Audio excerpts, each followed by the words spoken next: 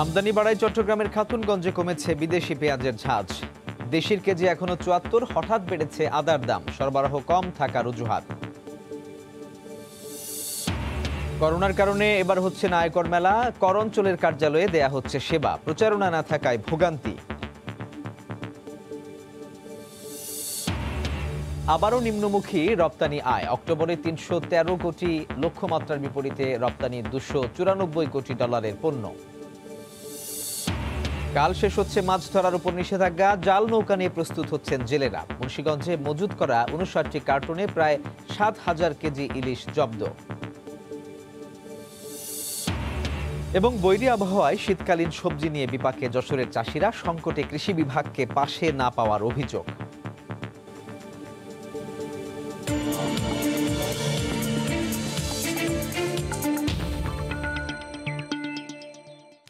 আমন্ত্রণ জানাচ্ছি দেশ ও দেশের বাইরের অর্থ বাণিজ্যের নানা খবর নিয়ে আমাদের নিয়মিত আয়োজন এই সময়ের বাণিজ্যে। আপনাদের সঙ্গে আছি আমি সাজিদ রাজু।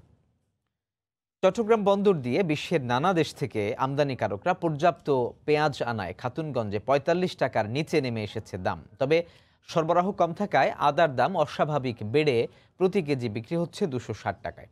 নূর জামাল আতিকের ক্যামেরায় শফিকুল আলমের প্রতিবেদন। চট্টগ্রাম বন্দর দিয়ে আসতে শুরু করেছে প্রতিদিন কয়েক হাজার মেট্রিক টন পেঁয়াজ। এ অবস্থায় কমেছে পেঁয়াজের ঝাঁজ। খাতুনগঞ্জে পাকিস্তানের পেঁয়াজ প্রতি কেজি ৪০ টাকা, মিশরের ৪৫ টাকা আর চীনেরটা বিক্রি হচ্ছে ৪২ টাকায়। তবে ভালো মানের কারণে এখনও দেশীয় পেঁয়াজ ৭২ থেকে ৭৪ টাকায় বিক্রি হচ্ছে। বাইরের পেঁয়াজ আমদানি হচ্ছে চীন, মিয়ানমার, তুরস্ক, মিশর, পাকিস্তান।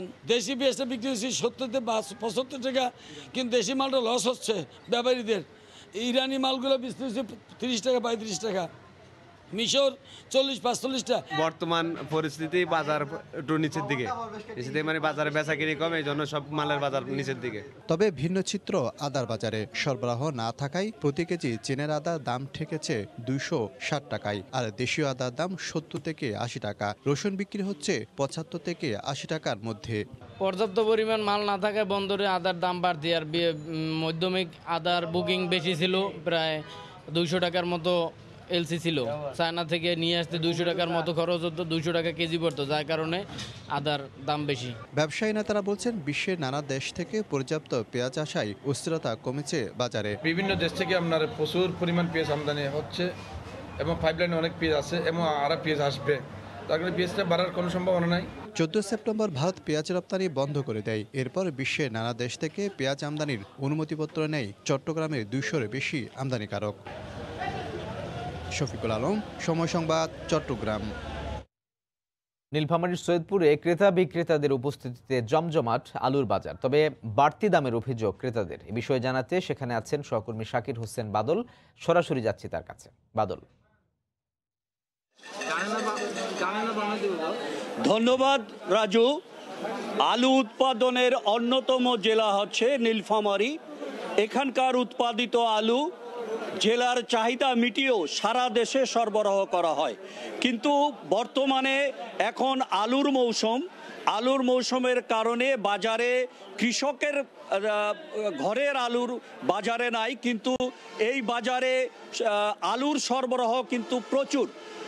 এই যে আমরা যে বাজারে দাঁড়িয়ে আছি, এটি নীলফামারীর সৈয়দপুরের বড় আলুর অন্যতম একটি বড় আলুর হাট। এইখানে প্রতিদিন প্রায় ৬০০ থেকে ৭০০ বস্তা আলু বেচাকেনা হয়ে থাকে, কিন্তু প্রচুর পরিমাণে এই বাজারে আলু থাকলেও এইখানে কিন্তু দাম নিয়ে সমস্যা আছে। দাম কোনোভাবেই কমছে না, আলুর দাম প্রতিনিয়তই বাড়ছে। বর্তমানে এই বাজারে আমি যখন আছি তখন এইখানে এখন আলু বিক্রি হয়, পাইকারিভাবে আলু বিক্রি হচ্ছে ৩২ টাকা থেকে ৪০ টাকার মধ্যে। আমি এইখানের যারা পাইকারি ব্যবসায়ী আছে তাদের সাথে কথা বলেছি, তারা বলছে যে আমরা কোল্ড স্টোর থেকে বা বিভিন্ন বড় বড় মজুদদার যারা আছে, যারা আলু স্টক করে, তাদের কাছ থেকে আলু কিনে নিয়ে এসেই মূলত আলু বিক্রি করি। ফলে আমরা এইখানে কম দামে বিক্রি করার সুযোগ হয় না। আমরা যে দামে কিনে নিয়ে আসি সেখান থেকে ২-১ টাকা হাতে রেখেই আমরা আলু বিক্রি করে থাকি। ফলে এই বাজারের আলু নিয়ন্ত্রণটাই টোটালি কোল্ড স্টোর বা যারা বড় বড় স্টকার আছে তাদের মধ্যে উপরেই নির্ভর করে থাকে। নীলফামারীতে আমরা কৃষি বিভাগের সূত্র থেকে জেনেছি যে এখানে মোট প্রায় 10টি হিমাগার রয়েছে, কোল্ড স্টোর রয়েছে। এই 10টি কোল্ড স্টোরের ধারণ ক্ষমতা হলো প্রায় 84,000 মেট্রিক টন। কিন্তু কৃষক বিভাগ বলছে যে আমরা এইখানে তাদের সাথে কথা বলে দেখেছি, হিমাগারের মালিকদের সাথে কথা বলে দেখেছি, যে তারা বলছে যে এইখানে এবার আমাদের হিমাগারে স্টক হয়েছে 36,150 মেট্রিক টন। ফলে এই যে হিমাগারের মালিক এবং পাইকারিদের মধ্যে এই টানা হেঁচড়ের ফলে নীলফামারী অঞ্চলে আলুর দাম কমছে না। এই ছিল নীলফামারীর সৈয়দপুরের সবচেয়ে বড় আলুর হাট থেকে আমার কাছে সর্বশেষ।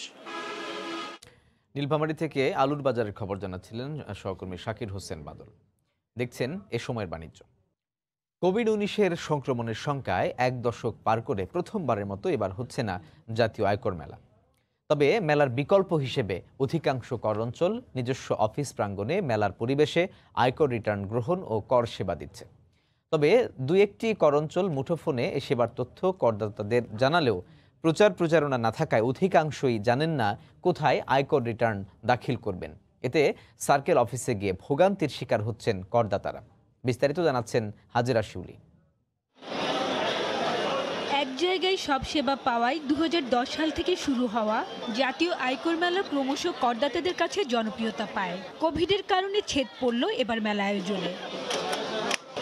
তবে করদাতাদের নির্বিঘ্নে রিটার্ন দাখিল নিশ্চিতে সারা দেশের 31টি কর অঞ্চলে মেলার পরিবেশে রিটার্ন গ্রহণ ও কর সেবা দেওয়ার নির্দেশনা দিয়েছে জাতীয় রাজস্ব বোর্ড। 1 নভেম্বর থেকে কিছু কর অঞ্চল বুথ সাজিয়ে রিটার্ন জমা নেওয়া শুরু করলেও এ বিষয়ে জানা নেই অধিকাংশ করদাতার। এরা যে এখানে জমা দিবে এটা কোনো প্রচারণা নাই, কোনো কিছু নাই, 3 জায়গায় ঘুরে এখন এখানে আসছে। একই সাথে সব সেবা না থাকায় অনেকেই অসন্তোষ প্রকাশ করেন।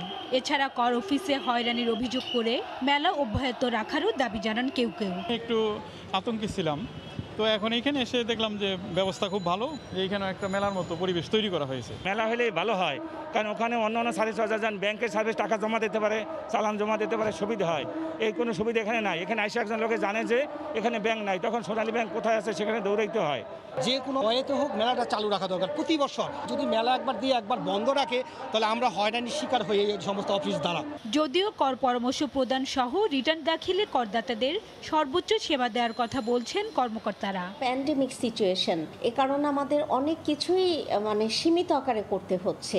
বিকল্প হিসেবে আমরা কর অঞ্চল ভিত্তিক আয়কর রিটার্ন গ্রহণের এবং কর পরামর্শ প্রদানের সেবা কেন্দ্র খুলেছি। সার্বক্ষণিকভাবে করদাতাদের সেবা দেওয়ার জন্য চেষ্টা করে যাচ্ছি। গেল বছর মোট 22 লাখ করদাতা রিটার্ন দাখিল করেন। করোনার কারণে অনেকের আয় কমে যাওয়ায় এবছর রিটার্ন জমা কমবে বলে মনে করছেন বিশ্লেষকরা। 30 নভেম্বর পর্যন্ত ব্যক্তি শ্রেণীর করদাতারা জরিমানা ছাড়াই রিটার্ন জমা দিতে পারবেন। হাজেরা শিউলি, সময় সংবাদ, ঢাকা।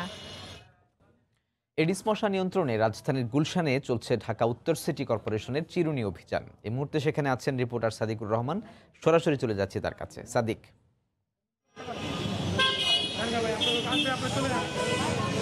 এডিস মশা নিধনে রাজু যে অভিযান শুরু করেছে ঢাকা উত্তর সিটি কর্পোরেশন 10 দিন ব্যাপী চিরুনি অভিযানের আজকে দ্বিতীয় দিন। আজকে ঢাকা উত্তর সিটি কর্পোরেশন এলাকার যে গুলশান 1 এলাকা, যেটি সেই গুলশান 1 এলাকায় একটু আগে অভিযান শুরু করে একটি বহুতল ভবনে গিয়েছিল ঢাকা উত্তর সিটি কর্পোরেশনের নির্বাহী ম্যাজিস্ট্রেট এবং স্বাস্থ্য কর্মকর্তা সহ এখানে স্থানীয় ওয়ার্ড কাউন্সিলর সহযোগিতায় এখানে বিভিন্ন জায়গায় কিন্তু অভিযান চালিয়েছে। বিশেষ করে একটি বহুতল ভবনে গিয়ে এখানে এডিস মশার লার্ভার পেয়েছিল, কিছুক্ষণ আগে পেয়েছে এবং এই জায়গায় নাকি এর আগেও পাওয়া গিয়েছিল এবং 2 লাখ টাকা জরিমানা করা হয়েছিল। আমরা নির্বাহী ম্যাজিস্ট্রেট যিনি আছে তার সাথে কথা বলবো।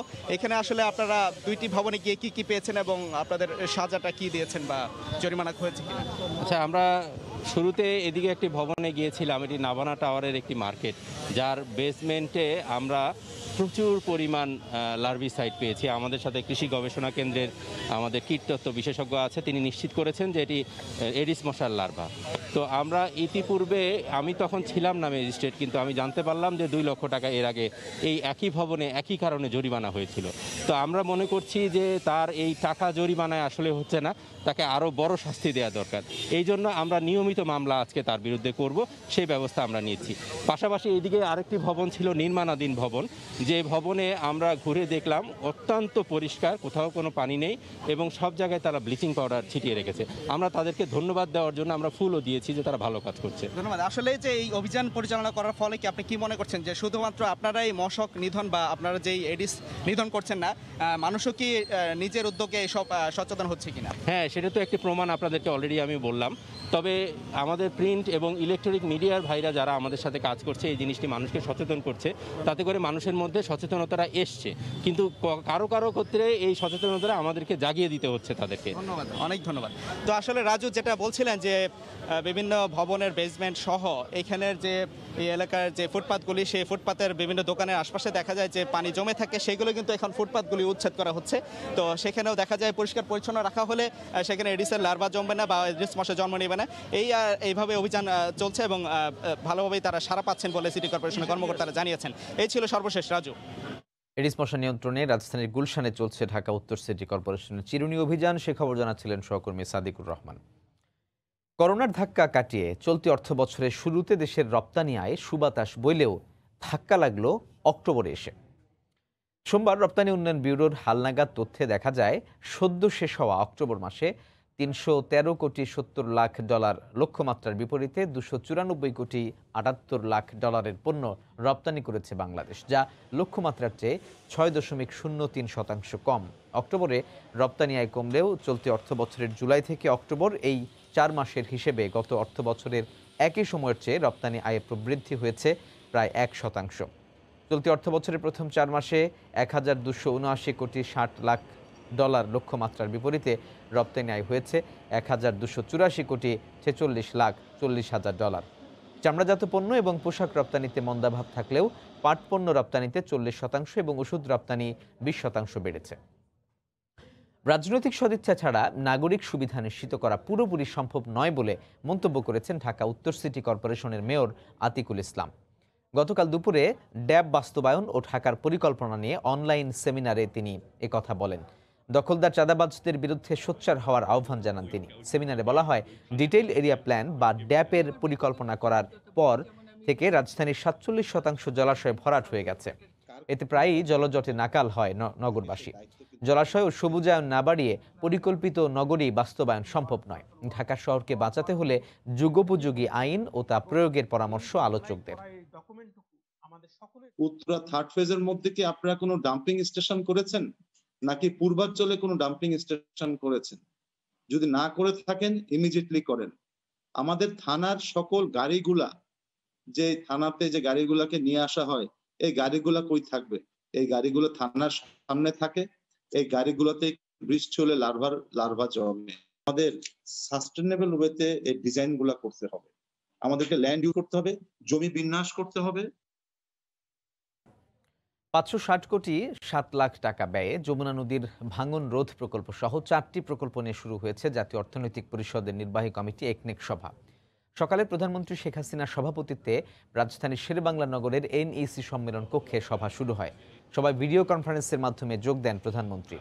1356 কোটি 59 লাখ টাকা ব্যয়ে আমিনবাজার মাওয়া ভাঙা বিদ্যুৎ সঞ্চালন লাইন, 5 দোনা ঘোড়াশাল সড়ক 4 লেনে উন্নীতকরণ, 198 কোটি টাকা ব্যয়ে কক্সবাজারে শুটকির প্রক্রিয়াকরণ শিল্প স্থাপনে প্রকল্প নিয়ে সভায় আলোচনা হয়। মা ইলিশ রক্ষায় সরকারের 22 দিনের মাছ ধরার উপর নিষেধাজ্ঞা শেষ হচ্ছে আগামীকাল। জাল নৌকা গুছিয়ে আবারও সাগরে যাওয়ার প্রস্তুতি নিচ্ছেন জেলেরা। এ বিষয়ে জানাতে কক্সবাজারের ফিশারি ঘাট এলাকায় আছেন সহকর্মী সুজাউদ্দিন রুবেল। সরাসরি যাচ্ছি তার কাছে। রুবেল,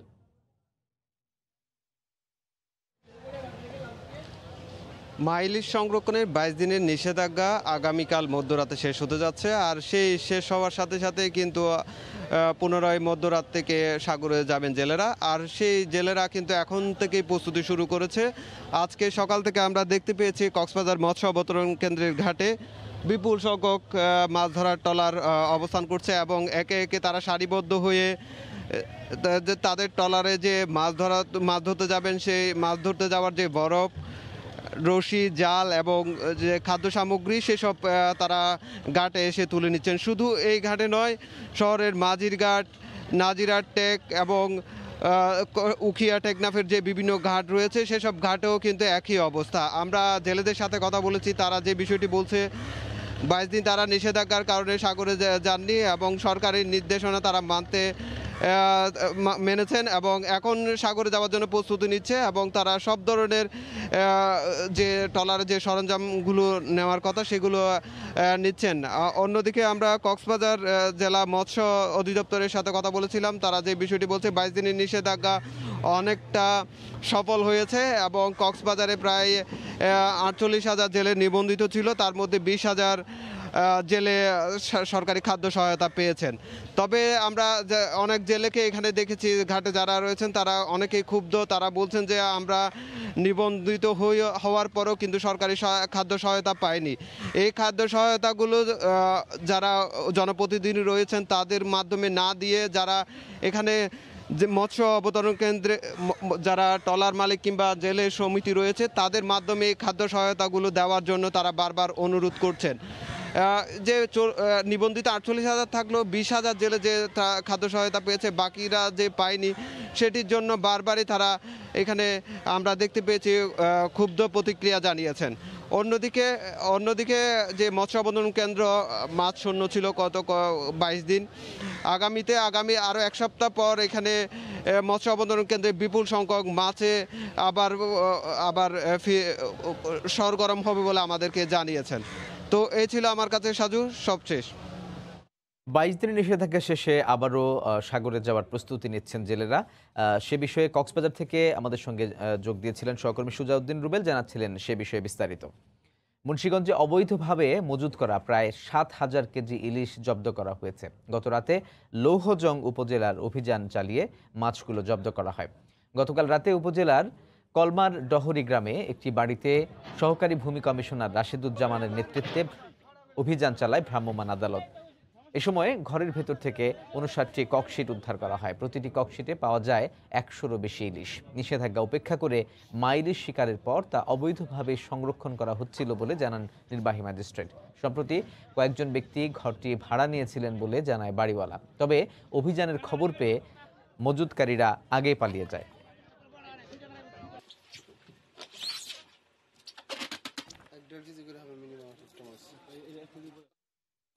হবিগঞ্জের দেশীয় মাছের সবচেয়ে বড় পাইকারি বাজার শায়েস্তানগর। ভোরের আলো ফোটার সাথে সাথে বিভিন্ন হাওর বিল থেকে মাছ সংগ্রহ করে এ বাজারে নিয়ে আসেন জেলেরা। রাশেদ আহমদ খানের তথ্য ও ছবি নিয়ে রিপোর্ট। দেশি মাছের সবচেয়ে বেশি বেচাকেনা হয় হবিগঞ্জের শায়েস্তানগর বাজারে। হাওরের রুই, কাতল, মৃগেল, বাইম, শোল, বোয়াল সহ দেশীয় প্রায় সকল প্রজাতির মাছ উঠে এই বাজারে। অন্যান্য বাজারের তুলনায় মাছের দামও অনেকটা কম, তাই এখান থেকে মাছ কিনে বিভিন্ন বাজারে বিক্রি করেন পাইকাররা। ভোর 5টা থেকে সকাল 10টা পর্যন্ত চলে বেচাকেনা। প্রতিদিন প্রায় 50 লাখ টাকার মাছ বিক্রি হয় বলে জানান মাছ ব্যবসায়ীরা। তবে স্থান সংকুলনের অভাবে মাছ কেনা বেচায় সমস্যা হয় বলে জানান আড়তদাররা। আমার অঞ্চল থেকে বিল, খালায়, নদী নালা থেকে সম্পূর্ণ মাছই আসে, জিওল মাছ আসে, রুই, কাতলা, শিং, জাগুর, চিংড়ি মাছ বিক্রি করি, সব লোকাল মাছটা আমরা হবিগঞ্জ আড়ত থেকে কিনা বিভিন্ন ঢাকায়, মিরপুরে বিভিন্ন অঞ্চলে আমরা বেচা কেনা করি। বাজারের উন্নয়ন করা হলে আরো বেশি পাইকার বসবেন বলে মনে করেন বাজার কমিটির সদস্য। বিভিন্ন এলাকার থেকে পাইকার পত্র আসে, কোটি কোটি টাকার মাল বেচা কিনা হয়, ভালো ভালো মাছ হয়, আরো দুজো বাজার উন্নত হয়, আরো বিভিন্ন এলাকার থেকে মাছ আইব। জেলায় ছোট বড় হাওর ও বিল রয়েছে 156টি। এসব জলাশয় থেকে বছরে গড়ে উৎপাদন হয় 120 কোটি টাকার মাছ। সময় সংবাদ, হবিগঞ্জ। আবহাওয়া অনুকূলে না থাকায় এবছর আগাম শীতকালীন সবজি চাষ করে চরম ক্ষতির শিকার যশোরের চাষিরা। তাদের অভিযোগ, সংকট মুহূর্তে কৃষি বিভাগকেও পাশে পাচ্ছেন না তারা। কৃষি বিভাগ বলছে উপসহকারী কর্মকর্তাদের সংকটের কারণে সেবা কিছুটা ব্যাহত হয়েছে। যশোর থেকে আবুল কালাম আজাদের ছবি ও জুয়েল মৃধার তথ্য নিয়ে রিপোর্ট। সবজি উৎপাদনে যশোর অন্যতম জেলা। মৌসুমী সবজির পাশাপাশি এ জেলায় চাষিরা প্রতি বছরই আগাম সবজি চাষ করে ভোক্তাদের চাহিদা পূরণ করছেন। তবে এবছর আগাম শীতকালীন সবজি চাষ করে চরম ক্ষতির মুখে পড়েছেন তারা। চাষিদের দাবি, এবছর অসময়ে লাগাতার বৃষ্টি ও তাপদাহের কারণে অধিকাংশ সবজি ক্ষেত নষ্ট হয়ে গেছে। যাদের ক্ষেত রক্ষা পেয়েছে তাদের হচ্ছে না পর্যাপ্ত ফলন। মোট 1,05,000 আর হচ্ছে সুরম বাদ। সুরম ধরলে মনে করেন 1.5 লক্ষ টাকা খরচ। টোটালে মনে করেন 20,000 টাকা 25,000 টাকা হবে, আর সব লস।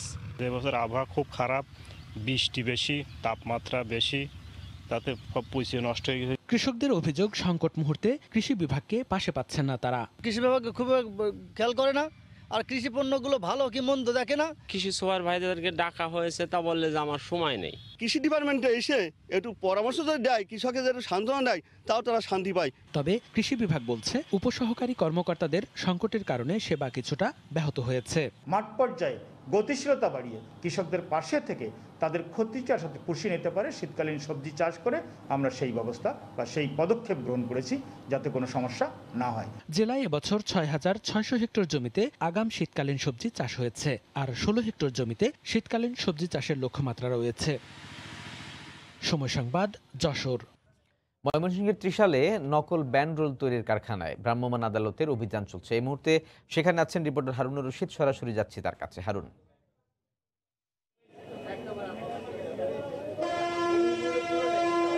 ময়মনসিংহের ত্রিশালে বিড়ির প্যাকেটে নকল ব্যান্ডরোল তৈরির কারখানা বা গোডাউনের সন্ধান পেয়েছে ভ্রাম্যমাণ আদালত।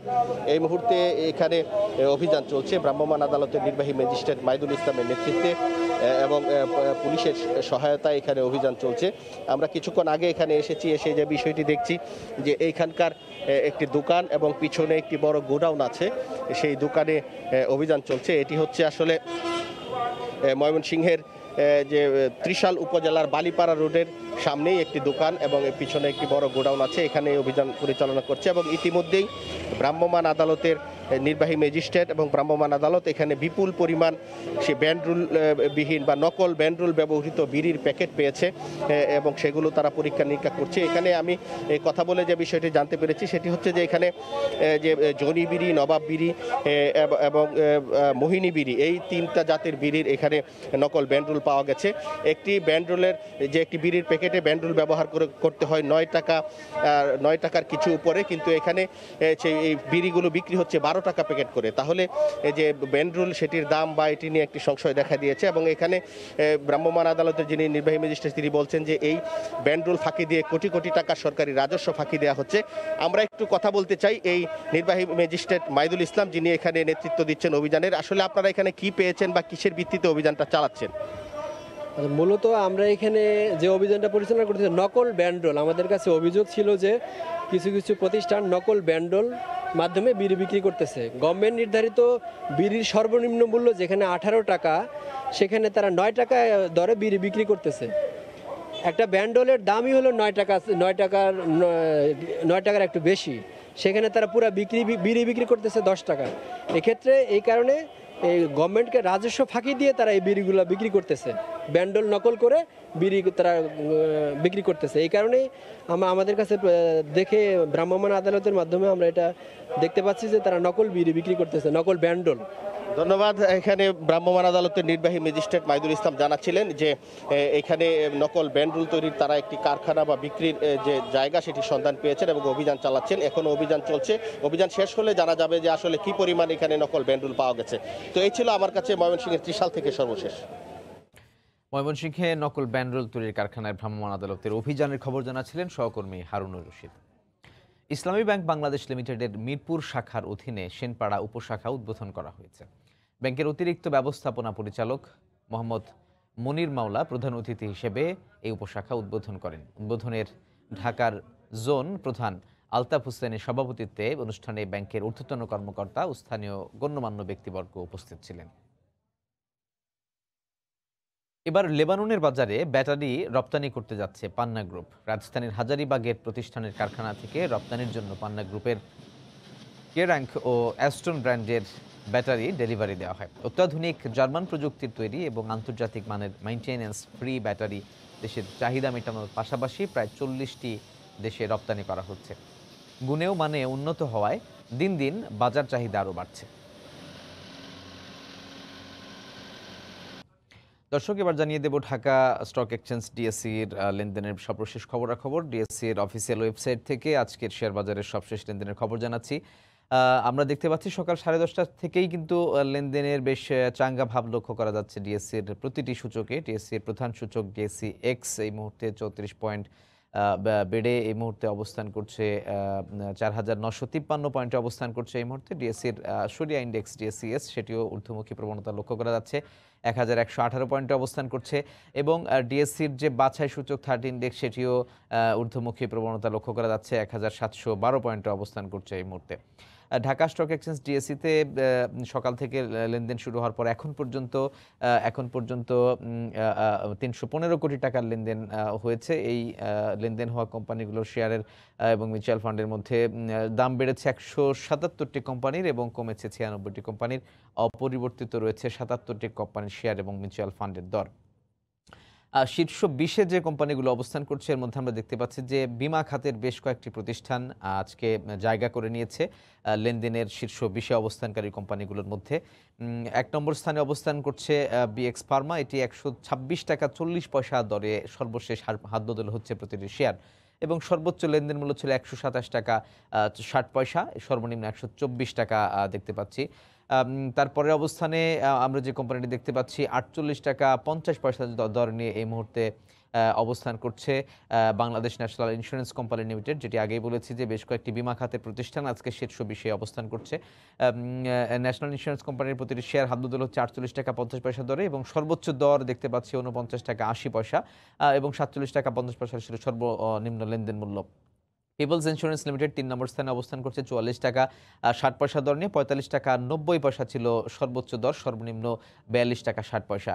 এশিয়া প্যাসিফিক ইন্স্যুরেন্স লিমিটেড 4 নম্বর স্থানে অবস্থান করছে 79 টাকা 10 পয়সা দর নিয়ে, 80 টাকা 80 পয়সা পর্যন্ত সর্বোচ্চ মূল্যে হাতবদল হয়েছে প্রতিটি শেয়ার, 76 টাকা 70 পয়সা ছিল সর্বনিম্ন লেনদেন মূল্য। পেনিনসুলা রয়েছে 5 নম্বর স্থানে 25 টাকা 90 পয়সা দর নিয়ে, 26 টাকা 20 পয়সা ছিল সর্বোচ্চ দর এবং বেক্সিমকো দেখতে পাচ্ছি 22 টাকা 60 পয়সা দর নিয়ে 7 নম্বর স্থানে। এডিয়ান টেলিকম 7 নম্বর স্থানে অবস্থান করছে 43 টাকা 80 পয়সা দর নিয়ে। তো এই ছিল আমার হাতে সংক্ষেপে ঢাকা স্টক এক্সচেঞ্জ ডিএসসির সর্বশেষ লেনদেনের খবরাখবর। এ পর্যায়ে শীর্ষ সংবাদ জানিয়ে দিচ্ছি আরও একবার। আমদানি বাড়ায় চট্টগ্রামের খাতুনগঞ্জে কমেছে বিদেশি পেঁয়াজের ঝাঁজ, দেশির কেজি এখনো 74। হঠাৎ বেড়েছে আদার দাম, সরবরাহ কম থাকার অজুহাত। করোনার কারণে এবার হচ্ছে না আয়কর মেলা, কর অঞ্চলের কার্যালয়ে দেয়া হচ্ছে সেবা, প্রচারণা না থাকায় ভোগান্তি। এবং কাল শেষ হচ্ছে মাছ ধরার উপর নিষেধাজ্ঞা, জাল নৌকা নিয়ে প্রস্তুত হচ্ছেন জেলেরা। মুন্সিগঞ্জে মজুত করা 59টি কার্টুনে প্রায় 7,000 কেজি ইলিশ জব্দ। এই ছিল এই সময়ের বাণিজ্য, সঙ্গে থাকুন সময়ে।